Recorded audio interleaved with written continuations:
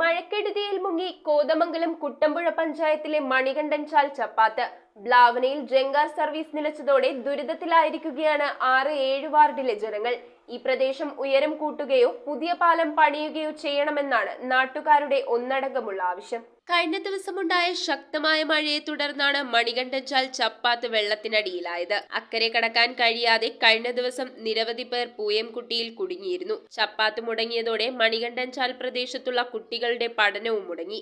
ആളുകൾക്ക് ജോലിക്ക് പോകാനും കഴിയാത്ത അവസ്ഥയാണ്. ഈ സാഹചര്യത്തിൽ ഏറ്റവും ദുരിതമനുഭവിക്കുന്നത് രോഗികളാണ്. വഞ്ചിയിറക്കി ആളുകളെ അക്കരെ എത്തിക്കേണ്ട അവസ്ഥയാണ് നിലവിൽ. ശക്തമായ ഒഴുക്കുള്ളതിനാൽ സുരക്ഷാ ക്രമീകരണങ്ങൾ ഒരുക്കുന്നതും ദുഷ്കരമാണ്. ഈ പ്രദേശം ഉയരം കൂട്ടുകയോ പുതിയ പാലം പണിയുകയോ ചെയ്യണമെന്ന ആവശ്യമുയർന്നിട്ട് നാളുകളായെങ്കിലും അധികൃതരുടെ അനാസ്ഥ തുടരുകയാണെന്നാണ് ഇവിടുത്തെ നാട്ടുകാരുടെ ആരോപണം. മഴക്കാലമായാൽ വീടുകളിൽ നിന്ന് പുറത്തു പോകുന്നവർ ചിലപ്പോൾ ദിവസങ്ങൾക്ക് ശേഷം മടങ്ങി വരുന്ന സ്ഥിതിവിശേഷമാണ് നിലവിലുള്ളത്. News bureau, Kothamangalam.